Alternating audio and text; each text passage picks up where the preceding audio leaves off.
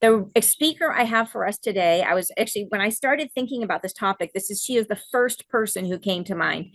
And I was thinking about how we are all, as we are on our spiritual path.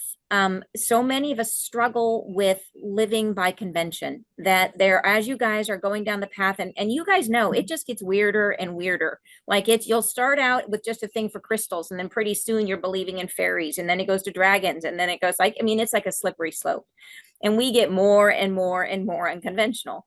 And the more that you surround yourself with other spiritual people, then you go and you go out to dinner with, family you haven't seen in a long time, and all of a sudden everybody's looking at you like you're really, really strange. So we have this thing we have to deal with, which is that how do we stay true to our own path? How do we explore our spirituality living within this conventional world? And I found it in my own world in a bunch of different ways. Like you guys know, I'm out loud and proud as a channel, I channel angels. And there was a long time when I was careful about who I said that to. But these days I just say it, and I let people react how they're gonna react.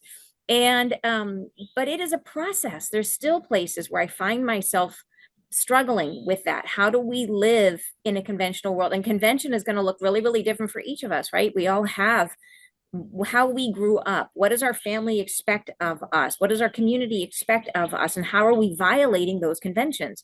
By doing what we do, by following our hearts, by listening to our own intuition. So I was trying to think of who is it that I know that is as free of convention as I can think of.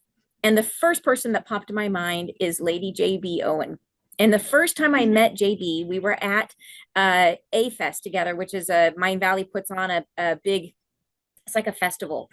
And there was an evening event, and it was a regular evening event, but JB decided that she had this phenomenal and like outrageously gorgeous dress that was formal and amazing, and she just wanted to wear it, so she did. And she showed up at this event just decked to the nines, looking incredible. And it did not matter what anybody else had on. She was going to wear her dress and look fantastic, right? And then she goes on and she decides that she wants to travel the world with her children. So she packs them up and they go on this incredible voyage around the world, having all this incredible learning experience. And this is just like a day in the day for her. Like this is how she leads her life. She is very, very freed of convention. And so I'm going to let her tell some of her own story to you. But I will tell you that like I said, she is somebody who really stands out to me as someone who feels free to make the choices that are right for her, and who does it in a way that has created an incredible life for herself, where by being true to her own inner voice and listening to herself, the results are evident. And you'll see what I mean as I introduce you to the amazing Lady JB Owen. So please help me welcome her. Here we go. Let me bring you in. All right. Thank you so much for coming to speak with us. Thank you so much for the beautiful intro, and I'm so glad to be here. I hope that I'm wooed up enough for everyone and showing up You as look unconventional amazing. as I am. I'm absolutely, that's such a good definition of me, unconventional, and here I am in my absolute unconventionalness. Thank you so much for coming. And you look fabulous. So yeah, I will leave it to you if you'd like to tell us a little bit about what drives you in your life and how you have come to this sense of freedom that you have. And we would all love to learn about that, I think. Well, thank you so much. I think I'm amongst colleagues and friends and kindred spirits. All of us want to just pull down the veil and immediately be able to share our true selves. So I'm going to take that as for granted that we're all here with that same intention.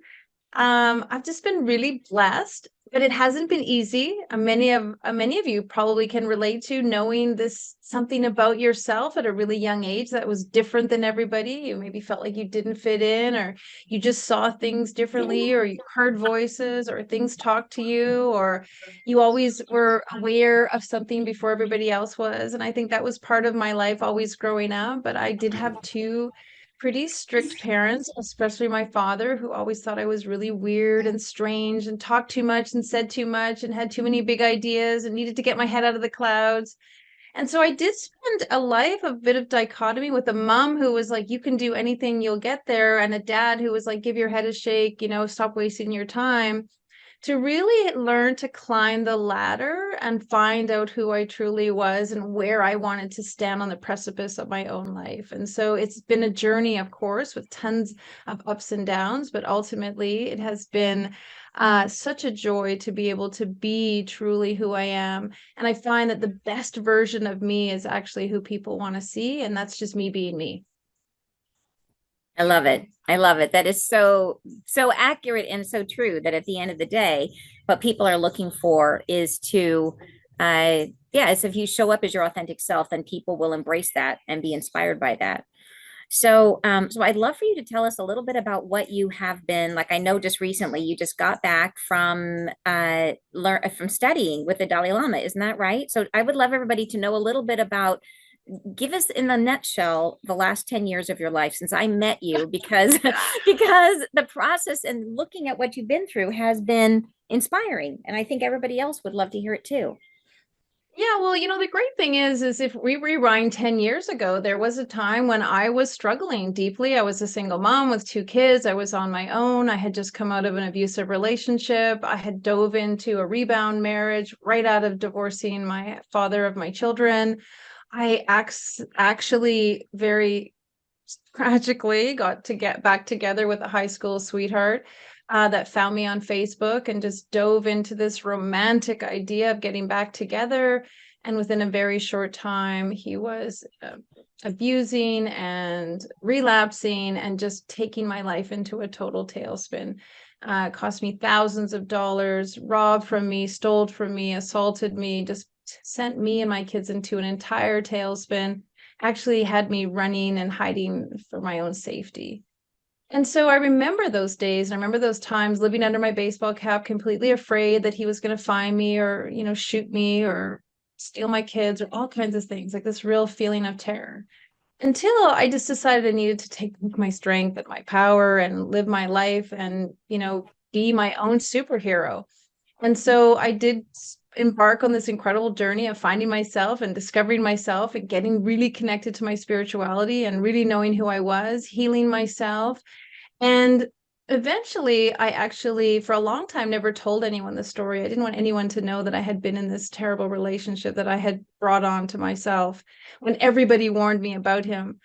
And it wasn't until I started to tell the story and admit to people that I actually found out a lot of people were going through the same. Many of my friends were experiencing domestic violence, or at least psychological violence, or some kind of problems at home. And in general, a lot of people were hiding things that they were ashamed of. And it seemed that as we told our story and started to confess and admit and be authentic about our human flaws, we actually became so much more connected and closer together. I actually started something called the Lily Ladies Club because there was a bunch of women in my town who were actually married to prominent doctors and lawyers and really successful business people, but they were very unhappy in their relationship and everybody was hiding a secret. And so I learned that when we hide a secret about who we are, we actually diminish ourselves so much. We dim our light, we weaken our spirit, we hold down our possibilities. And so I went on a big mission to empower people, like, let's tell our story. Let's be brave about what's unfolded in our lives. And how can we use our story actually to inspire and heal and support other people in who may be going through the same journey? So I've been really blessed to publish over 700 authors telling their Ignite moments. I call them Ignite moments, these moments that change you. I have been very blessed to spend time with His Holiness. I become very passionate about igniting humanity. I feel like stories will heal the world. And so I was one day, who's igniting humanity? I started Googling it. And there was no one. There wasn't anyone listed on Google as igniting humanity. And I went to bed that night kind of angry, like, why would someone make igniting humanity their mission? And God said to me, it's supposed to be you. And so I woke up the next day deciding, yes, if I want someone to ignite humanity, why don't I be that person? And so His Holiness was the first person I thought of who was really making an effort to ignite humanity. And subsequently, since then, I've been trying to meet other thought leaders and visionaries who believe that we need to ignite one another, we need to ignite each other, and we need to really come together as a collective if we're going to make a big impact on our futures. So what does ignite mean to you when you say that someone is igniting humanity? Yeah, great question. I mean, igniting humanity is a big question. I'm not sure if I'll ever get to the answer or the finish line. But the truth is, we all have these opportunities to spark something within us, spark admiration, imagination, perseverance, dedication, spark a new idea, a dream, a thought, a possibility, an opportunity. And I think what happens a lot in society is we're told to like, don't think so big. Don't aspire for so much. You'll never make that happen. Why would you want to do that? You know, don't try to compete with other people. I've heard so many things.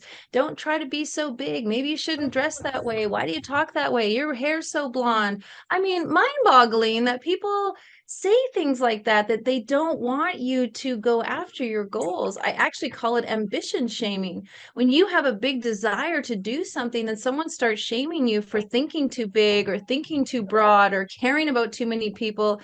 It's baffling to me. And I think that the idea of ignite is to really spark something, to kindle something together, to layer in some pieces so that from that something can mature and nurture and smolder and kindle and then spark into something that actually becomes what I like to call rocket fuel. You want to rocket fuel your life. You want to rocket fuel your ideas. You want to rocket fuel your health and your training and your teaching and your talents and your gifts and your skills, regardless of what other people think, because those are the people who aren't conscious, who aren't ready, who aren't aware. It's not time for them, and it's totally okay. My father, it wasn't time for him. He wasn't capable of seeing the potential in me, where I was headed, what I was going to do, even to this day, to this very day. You know, a couple of years ago, he reached out to me and said, "You got to stop publishing all those books. I'm so sick and tired of hearing all your stories." And, you know, he's like, "I don't want to keep you being my daughter if you're going to be telling all these stories." And I had to make a big decision. Well, thanks, Dad, but I'm telling my stories for humanity. I'm publishing people's stories because it's changing lives. I'm making an effort because it's bigger than you. It's even bigger than me. We all are capable of reaching into the heart of somebody else and pulling them forward through our own experiences.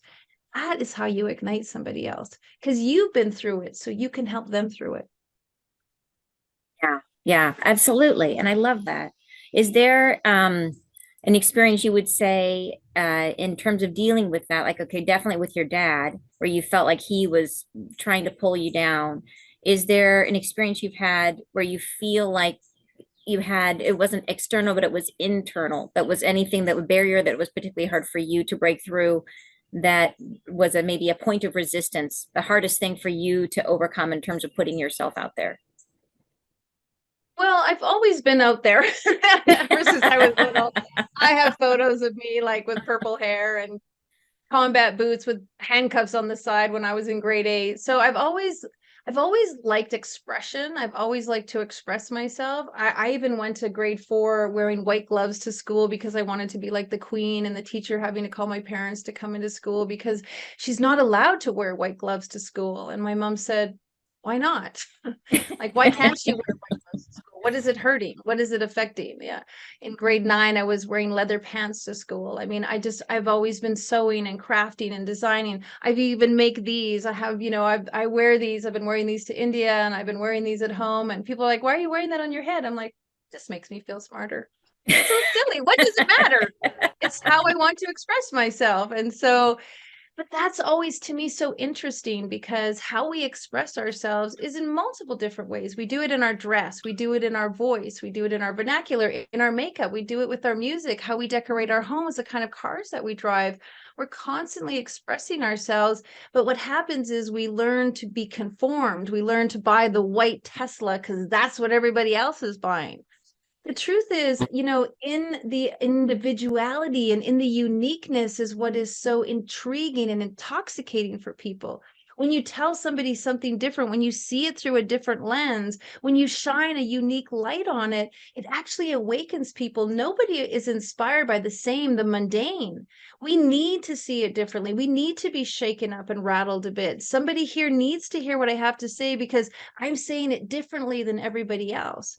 But what I'm also saying to you is you need to say it differently. You need to take your unique gifts and what makes you so different and show it in a way that the people who are your people are going to hear it. Not everyone's going to like JB the way it is. They might like Bill or Tom or Sue or Mary or, Billy or whoever, but your voice is going to be unique and it's going to speak to your people who need to hear it from you. And I think we spend so much time suppressing our voice to fit into some mold or some norm, when truly that is not what the universe needs. That's not what humanity needs. We need diversity. We need it said in a unique way so that we get people's attention. And so to answer your question, I've been through so many struggles. I've lost businesses. I've gone bankrupt. I've been through more than 2 failed marriages. I've have stepkids. I have a blended family. I've had a mother who has been ill. I just lost a family or a work colleague to a fire. I mean, I'm just like everybody else. And I have the same, monkey mind and negative voice that we all have. I just have learned to turn that dial down really, really low. So as soon as I start thinking, well, maybe I shouldn't wear this, or maybe I shouldn't say this, or maybe I shouldn't speak out, or maybe I shouldn't share my spirituality or my opinions or my thoughts, I just turn that dial down. And I think that every time I have something to share, somebody needs to hear it. Mhm. Somebody needs to hear what I have to share.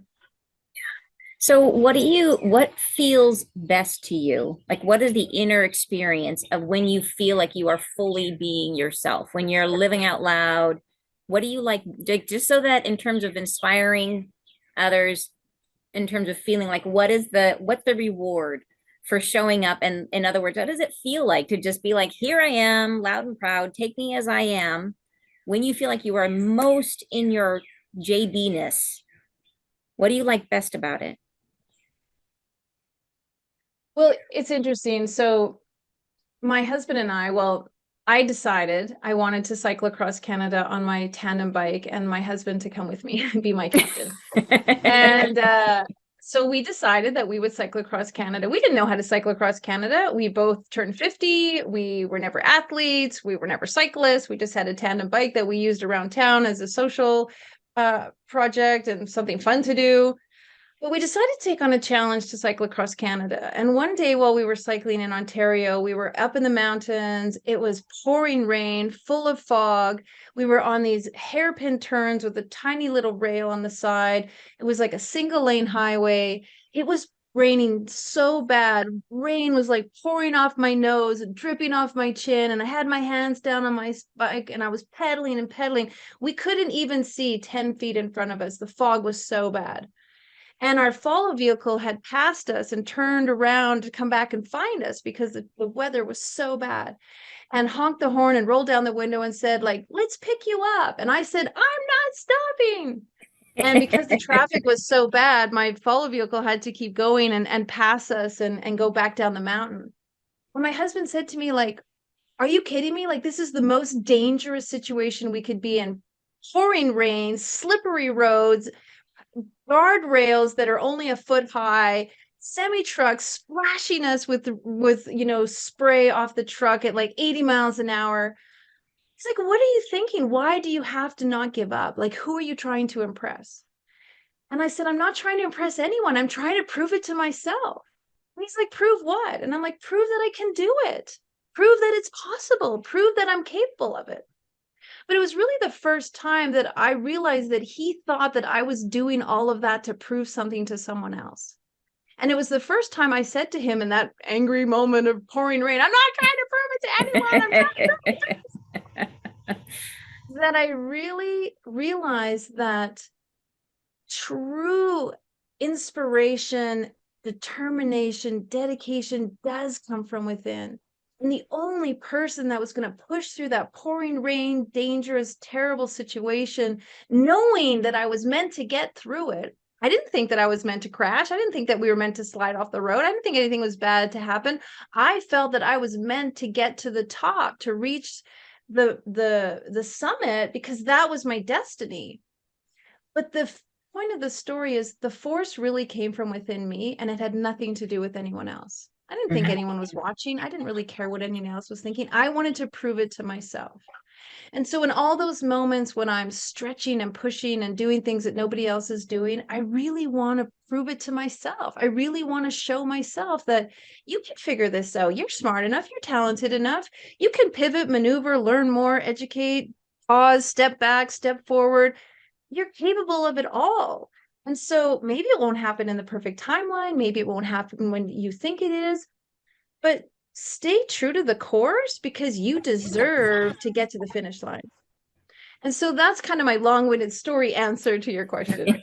I love it. I love that you brought up that too, that adventure, because there are so many cool ways in which you have, just in the time that I've known you, cool things that it seems like every time I see you or check back in with you and you're posting or doing things, I see you experimenting with life. I see you trying new things. I see you putting yourself out there in different ways and claiming it, really claiming it like you're talking about.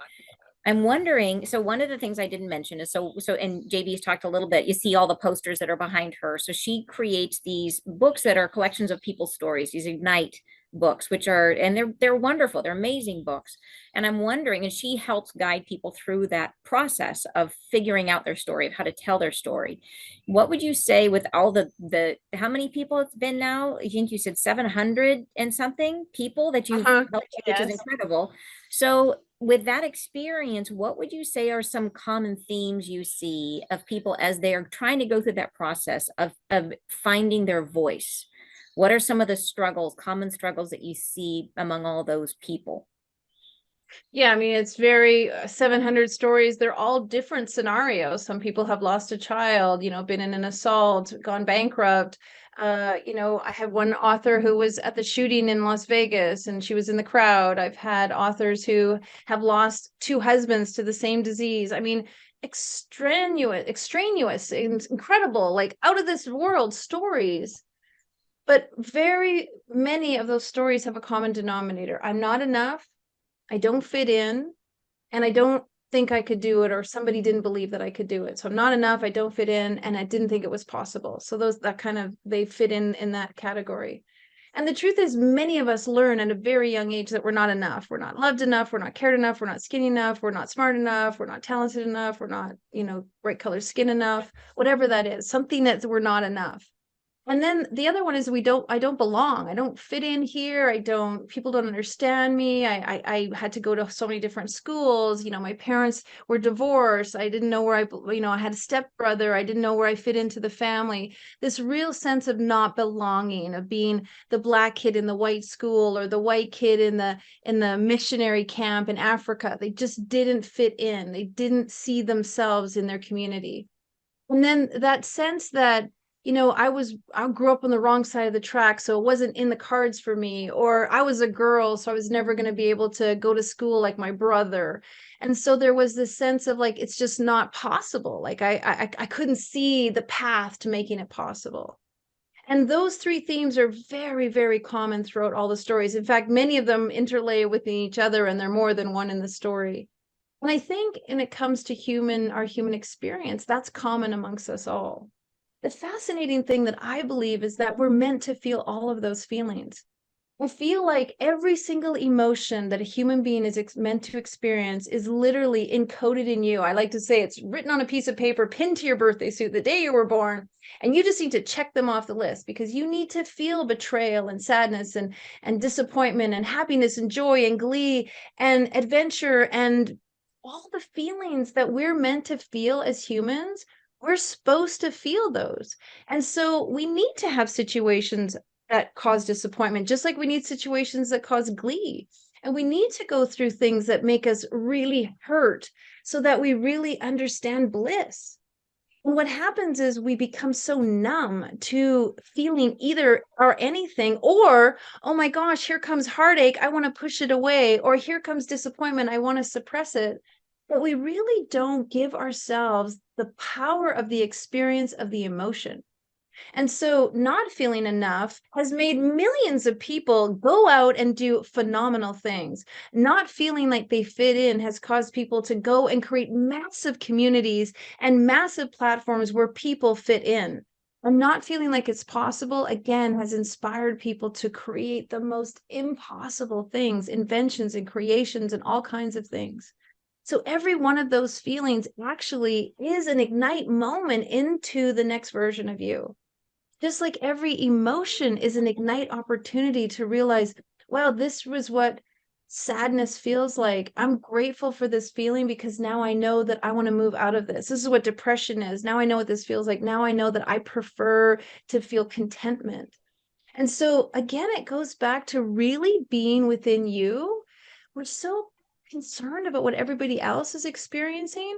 I did a podcast a couple days ago. He's like, "What's your number one spiritual scripture?" And I said, "Know thyself."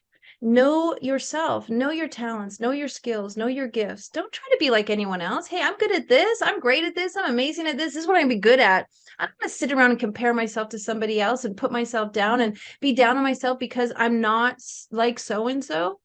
Take your gifts and your skills and your the power that was given to you by so many different sources, the angels, the guides, the gifts, the heavenly father, the source, the spirit, pouring into you every single day with so much opportunity. That's what we have to bask in and then harness and then use to make something good of our lives to help others. Yeah, I love that, JB. And I think what you said really brought to mind this idea that those, you know, those feelings like you're talking about, in the depth of those feelings, the more that you can feel them, it's like living in this world where it is through the power of, like, it's almost like the deeper or the more fully you can feel that feeling, the more that then ignites or empowers you Mm. or propels you into an expression of something really constructive. So it's interesting. I think that it's almost like we have to have that, the anchor weight to ground us, so then we can from that place create whatever it is going to grow out of that feeling. Yeah, like here comes sadness. Okay, what am I going to do with it? How am I going to transmute it? What's the next stages? What can I learn from it? You know, why did it come? How did it all unfold? And really, like, I might as well just be sad, like, feel sad. This is what it feels like to feel sad. Because my son wanted to quit hockey. He was so mad at his hockey teacher. I'm like, he's like, I quit hockey. I mean, this kid's been playing hockey since he was 5. He's an all-star. I mean, hockey's been his life for 10 years. I'm like, okay, you want to quit? Quit. I said, in fact, I need you to go into your room and just totally sit in quitting. Just feel everything there is about quitting, about never going to the team again, never going to a tournament again, never putting that uniform on again. I just want you to feel quit, like, on every inch of your body. Guess who was knocking on my door at 4:30 the next morning to go to practice? He's like, "Mom, I sat in quitting and I didn't like it." That is awesome. Oh, that is phenomenal. I love it. I love it. Wow. Well, so what do you think about, so for people who are, specifically the people in this community are people who have as a struggle of their well, one of the struggles of their lives, the issue of coming out of the closet and everything they have to potentially leave behind. Could be friends, could be career, could be lots of family, all the things they have to leave behind in order to step out fully and tell everybody what they do, right? Some people kind of tell it in a little bit of a way. They only tell it to certain communities and they keep everybody up. But when they do that, they don't grow their business. They don't get out there in the world, or maybe they can't find other people who are on the same path because they're not telling people what they do. What would you say to them? Hypothetically, is anybody hear that? Raise your hand. Anybody relate to that? Or not? You can stay hidden. Well, let me use some book analogies. So nobody likes a writer who sits on the fence, right? You either you put your stake in the sand and you claim where you're at. You make an opinion, you declare your emotions or your feelings, your opinions. And here's the thing, either people love it or they don't like it. It's one or the other. So you being you is a perfect litmus test. When people see me and they're like, "Why are you wearing that thing on your head?" I know right away what kind of person that is for me. When people see me and they go, "Oh, wow, I love your outfit," I know what kind of person that is for me. Now, that's a very crude example, but it's a bit of a litmus test to, wow, that's the universe, that's God showing up, someone in my life right away, where I can literally get to decide right away, right out of the gate, if that's a person that I want to align with and spend time with. So I feel like you being the full out version of you, and you have those people that love you for it, that is such a bonus. And you have those people that can't stand you for it, that is such a bonus. Because the people who don't like you for you being you, thank you. Thank you. Because I don't want to have to morph around and be somebody I'm not and turn myself into a pretzel for people who don't like me for me. Because the truth be told, is anyone who doesn't really like somebody else for how they look or how they speak or how they dress or what they believe in is really a person who doesn't like themselves. And that means that person has to do a lot of work. And you changing how you dress, my mom used to say this, I could stand on my head and spit nickels and it still wouldn't matter. You changing anything about yourself to try to accommodate somebody who fundamentally doesn't like who they are, doesn't approve of themselves, doesn't feel aligned with their own decisions or how they're showing up in the world. It doesn't matter how much you tweak yourself, you're never going to accommodate them because at a core level, they have their own stuff to sort out. They have their own self-worth and self-acceptance and self care to figure out before they're ever going to learn to accept you. And so when we morph our lives in any way or diminish our light or turn ourselves down, even for our parents, our siblings, our spouses, what we're truly doing is doing a disservice, and we're catering to the fact that they have not yet done the work. Because I believe that anyone could show up in my world and I may not approve of what they do. I may not align with what they do. It may not be in my wheelhouse or my jam, but as a conscious, awakened individual, I'm going to lovingly allow them to be exactly who they are. Exactly who they are. In fact, when people cross me or betray me, I don't even know what the word is, or do something to hurt me, I always lovingly say, thank you, God, for showing me who this person is, because this is a gift for me. And so if you can bring your consciousness to the awareness that you showing up is for you, and if somebody else doesn't like it or doesn't approve of it, then that's really for them. Now, when it comes to business, we all want to, serve our customers and we all want to be, applicable to everyone, but it really doesn't work that way. People in my community, they know I'm crazy and kooky and silly and show up and full of laughter and go on cycle rides for 2 months at a time and jump on a plane and go across the world. And they're used to that. They admire that in me. That inspires them. That makes them feel like they can do it too. I can't tell you how many people have done outrageously crazy things because they felt inspired by my willingness to do something outrageous and crazy. And the people who grumble and murmur because they don't really like that I'm out there doing all those things, they're not my people.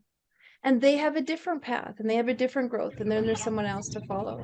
And so you want to attract the people that align with you. And the only way you're ever really going to do that is by being you. So many people are like, I don't have good customers. I don't have enough clients. I don't have enough people are saying yes to me.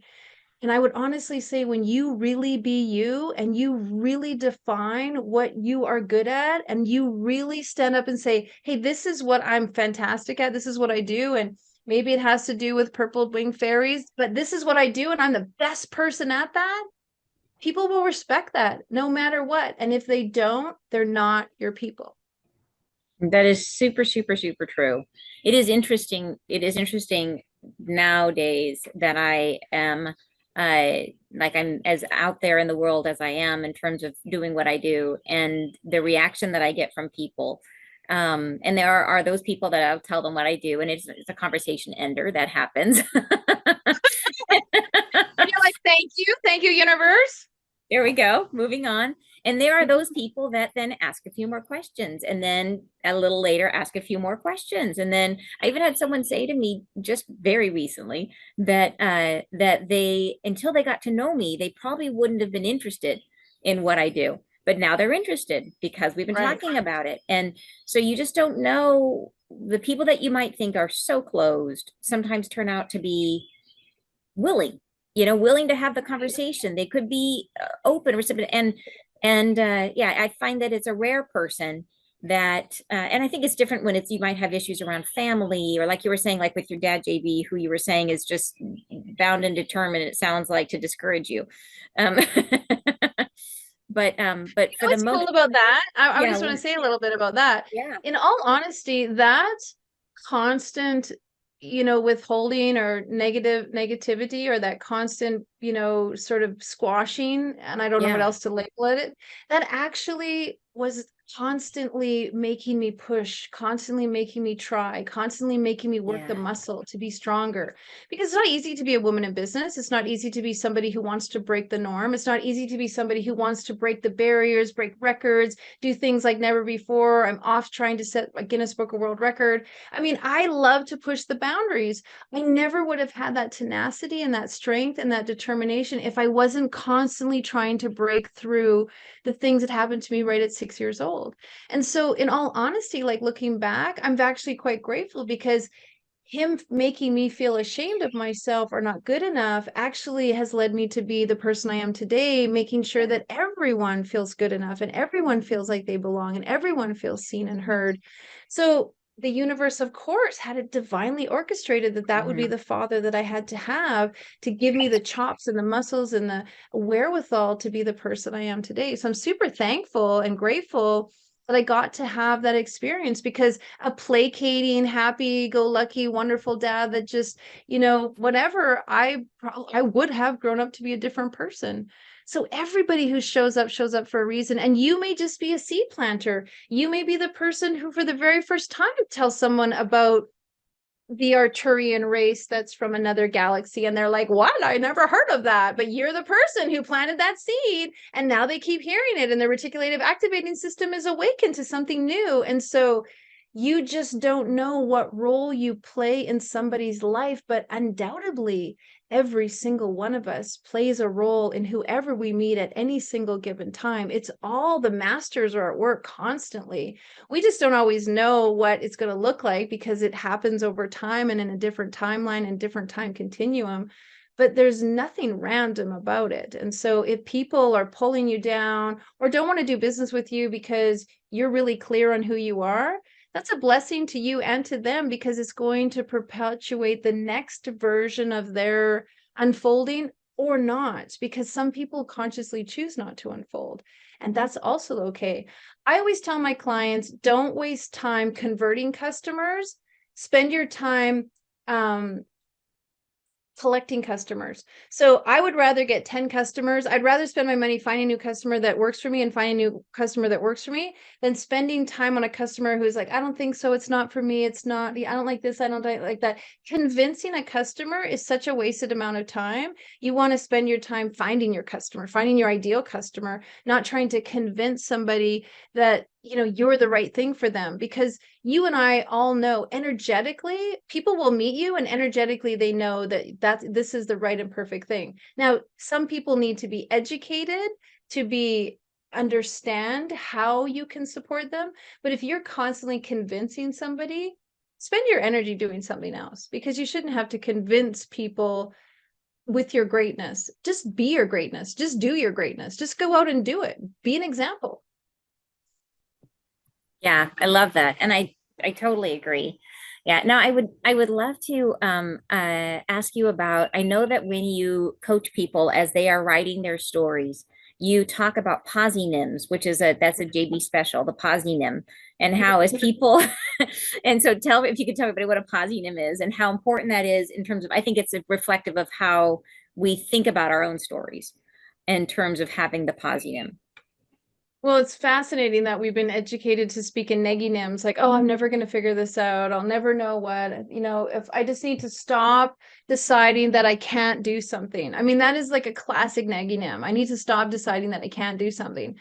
A positive is taking any negative statement in your life and turning it into the positive. So I can't do this. Of course I can do this. I don't think I'm going to be able to figure it out. Turns into I'm going to do everything I have to do to figure this out. You turn all of those negative ideas and suggestions, and words are so strong, like catch yourself. I used to say when I was going through my divorce, I'm so sick and tired. I'm so sick and tired of him. I'm so sick and tired of this. Guess who got sick and tired? Became so sick and so tired and was completely debilitated from low ferritin. I had a ferritin of 4, which is like unheard of because it's like supposed to be like 40. I became sick and tired because I said it so much. And my other favorite one is I used to always say, I can't stand this. I can't stand it. I can't stand it when people do that. I can't stand it when people show. I can't stand it when the waiter. And guess who fell and tore a disc in their back and couldn't stand? Like, I just did it to myself. I completely couldn't stand. Like, the universe is like, okay, I'm listening. So our Mhm. words are so powerful. And when we say, like, I don't want anyone to know what I do, I don't want to talk, I don't really need to make that much money. I just need enough to get by. We're telling the universe, okay, I don't need enough. I don't need that much. I just need enough to get by. It's fascinating how we just say these things in our language, and we need to catch ourselves and be like, you know what? I'm going to positive that, and I'm going to say it in a way that's so much more positive for my life. Positives are great to do with your kids. I started doing it with my kids when I was when they were really little. As soon as they said, I can't do this, mommy, I'd be like, yes, you can. What's something you could say that would help you get this done? And just making their brains switch into this positive ability. And now, I mean, my kids are teenagers now, but if I ever come up with something negative, like my kids are all, mom, that's not a positive, I'm like right away. It's this new conditioned thinking. And Anne is so correct, because I tell it to all my authors and it's stuck with her. So we all can use positives to really actually say what we want, tell the universe what we want, declare what we want. And I'll even tell you a personal story. My husband has been trying to get his residency card in Canada. They said it would be 18 months. And so we're on about 10 months now waiting for it. And the other day I was like, you know what? I'm done waiting for this. I want his paperwork to come through. So I closed my eyes. I went into my meditative state. I literally saw the file on a little basket. I saw someone like pick up the file, open up the vanilla folder, start looking over the documents, turning the pages, looking on the computer, checking the forms, and then putting this like approve stamp on it. Like I started visualizing it like every single day. And guess what happened last week? We got the call that he's been approved after 10 months and we were supposed to wait 18. But I was literally like, I am going to make this person like do this file. Oh, And I so love you can do those things. We have the power to do all of that. Yeah. Do you know what's amazing about that is on Fridays I share a channel message. Most of you know I share on my Friday live messages. I channel messages from the angels, and the message for this week is all about the power of our words and how they are creative, and about how the role that I was actually the last. I have to share the last paragraph of this because it is exactly what you're just saying. The last paragraph, they say, the dormant tones of your dialogue create things. Be aware of this. And in the recalibration of what was, it takes on form and life, dears. Use your words of choice, your descriptions, and your histories to make them real into something you would choose. Be aware of the creative power in your words. So true. It's so, Yeah. so, so true. We have to make it really important. Now, since your group is like really over there, I'll share something really over there that I haven't told Yes. anyone. Ooh, please do. Now we're all really listening. So when I was in India just a few weeks ago, I was sleeping in my hotel room with my roommate, and suddenly I was like awakened, and I woke up and I got out of bed, but my body was still in the bed. And I got up into the room and I was walking around, and in the corner was this person. He was like, where he was, his face was powdered and he was wearing like a powdered wig from like the 14th century. He had like this, loose fitted linen shirt on and these breeches with stockings. And he was sitting in the corner, and I knew that I was outside my body, and I knew that there was another entity in the room. And I said, who are you? And he said, I'm Michael. And I said, okay. And he said, I'm here to tell you that you have reached that place now where you're moving on to the next dimension. And I said, oh, let me get a pen so I can write this down. And he said, he brushed me away, my hand, and he said, you don't need to write this down. You don't need to, I go, well, I want to remember it. And he said, you don't need to remember it. It is happening. Don't try to remember things. Be Yeah. in them. And I said, I said, okay, well, have I fainted? Like, am I sick? Am I having a stroke? Am I on the floor? Is my roommate freaking out? Are they calling the ambulance? And he's like, no, you're just fine. And I was like, no, I really need to know that my roommate is okay. And so he took his hand and he kind of turned his hand like this, and the room kind of expanded. And I could see my roommate sitting on the bed, just talking to me, just talking away, talking away, talking away to me, as everything was normal. And so I knew she was okay. I knew that I hadn't fainted. I knew I had a stroke. I knew that I hadn't had a seizure. And so he said, I really want to tell you something. And so of course I wanted to write it down. He said, you just need to listen. And he started to tell me, and he had this silver kind of like, it was almost like a filigree kind of cone, but it was like funneled out on both ends. It was quite see-through. And he said, I want you to listen what was said about you the moment you were born. And this sterling silver kind of cone shape started to swirl with color inside of it and started to speak. And I was so excited that literally the moment I was born, something was said about me. Like I was just thrilled. I was like, oh my gosh, that makes so much sense. Of course, something is said about every single person the moment they were born. And so he let me hear the recording that was made by the great master that spoke the moment I was born. And I got to hear everything that was said about me. And it was just the most filling, enriching, self justifying, like most endearing moment of my life to just hear what was said about me the moment I was born. And I said to Michael, how will I remember this? And he said, every time that you are in bliss, you will remember this. So be in bliss, live your life in bliss, because when you're in bliss, you will remember this moment. And so he said, you're now connected to the Shanista. And I had never heard that word before, Shanista.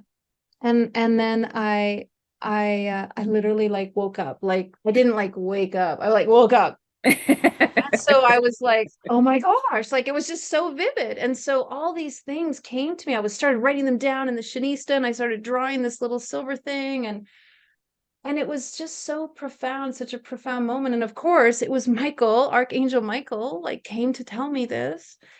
And I tried to tell it to my roommate and she was so supportive. We started Googling Shanista. Shanista is a Hindu word for like wisdom maker, leader, a person who goes out and does amazing things, which is so descriptive of me.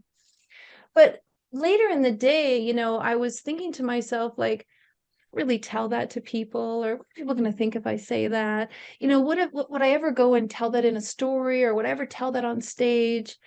And what I realize is when magical things happen to us, like really incredible, earth-changing, life-shattering, supernatural, amazing things happen to us, they truly are for us. Like as much as I even explained to you, Michael was in the room and this incredible, beautiful thing that was talking about the day I was born, none of you can really relate to that the same way I can. And so sometimes there are things that are just for us. And as human beings, we feel compelled to share. We feel compelled to have people be witnesses to our greatness. We feel compelled to tell people so that they can be like, yes, yes, I agree with you. Yeah, yeah, what a great idea. But the truth is, sometimes there are gifts that are really given to us. And I tell you this because I want you all to realize, like, it's really a great story, but can you really feel it the way I felt it? And I'm sure every single one of you have a similar experience where something was so galactic that it only happened for you. And so I want you to cherish that specialness that you were chosen to have that moment and that vision and that awakening and realize that that preciousness of that experience is for you to take that experience and do something with. Not that I have to convince or teach or share or use that experience to explain it to others, but use what I learned from that experience to be a better version of myself. And so that's me really going out on the stretches with all of you who probably can get that. And maybe many of you have had some similar experience, an out-of-body experience or a time travel experience, or visited by a guide or an angel. But it really is a precious, precious thing that you have to honor so deeply and know that it was gifted to you, just you. Awesome. Oh my gosh, I love that story. That is so phenomenal. Wow. Well, I have to say thank you so much, JB. I know that I think everybody here was probably as inspired as I am by the way that you lived your life. I think it's wonderful. And I love being in your energy. I always feel like just seeing how like anybody who ever doubts that they can go out into the world and be themselves and that it's all going to turn out great. Like just look at JB. Like things are working out for JB and she does it. She does it. She lives loud. So, which I think is so awesome. Well, how can people get in touch with you? And can you please tell people about your Ignite books and how people could potentially work with you and to tell their story? Yeah, I'm so elated to hear people's Ignite moment and help them write it. It's really is a healing process. Many of us assign a meaning to something that happened to us in life, and then we live our lives according to that meaning. When you write an Ignite story, you actually look back on a particular incident and you assign a new meaning to it based on your understanding of it now. And often enough, there's so much healing that happens in assigning a new meaning to it that on a cellular level, it actually fundamentally changes you and creates this ripple effect throughout your life. Time, space, and energy changes and shifts through this healing process that you've created yourself through your own synaptic energy and connections. So writing the story is actually just a guise for such a transformational experience. Tony has you walk on coals, some people have you climb a mountain and outward bound. I have you really dive deep into your Ignite moment, one of the toughest, most difficult moments of your life. And what was the gift in it, the silver lining? And so our next book that we're doing is called Ignite Your Courage, which is really about people who've had Ignite moments that have instilled courage in them. And at the same time, we're doing Ignite Your Purpose. So many of us have been on a journey to find our purpose and discover our purpose. And so we've had Ignite moments that have just awakened us to what our purpose is. And so both of those books will be starting next month, and people can write their story and share with us. It's a 3,000 word story. And we take you through a very beautiful 4-month process where we teach you everything about writing a book. Now, if you want to write a solo book at some point, this is a great way to get started because we teach you all the process, the editing, the marketing, the launching, and then we help you with your bestseller status, which really benefit your solo book. So it really is designed in many ways to be transformative. And if you're going to step out on stage or be on podcasts or be a visionary, be an expert, you kind of need to do some of your own work yourself. And so this is a great way to start doing some of your personal healing and at the same time meet from great people in the community and just share a story that will definitely help someone else. The part of that is when you tell your story and you know that it's designed to serve another person, there's even another layer of healing and servitude and reciprocity put on top of it. And so it's so powerful. So Ignite you.life, igniteyou.life is where you can find out about our books. We have a friends and family deal going on right now, igniteyou.life/purchase. And we have a $1,600 savings happening just for another 48 hours, I think, until tomorrow. And of course, you can go to ignitehumanity.life. I have a TV show that I do Monday to Friday where I talk about ways that people can ignite humanity. You can find me on Facebook. I mean, I really am pretty accessible, and there's not a lot of JB Owens in the world. Awesome. All right. Thank you so much, JB. It's been awesome. I knew you'd be a great guest. I'm so glad you were available to chat with us. And you guys, thank everybody so much for coming. I really appreciate you being here. And you guys know we do our Wisdom Swoop meetup. It's every second Thursday of the month. We will get together always on fabulous woo-woo topics and talking to interesting people and amazing people just like JB. Not that there is more than one of her because she's an individual. Everybody's saying thank you very much. You guys so welcome. Thanks so Thank much. you. Such a Great blessing to chat with everyone. Thank you. All right, talk to you soon. Thanks. Take Bye-bye. care.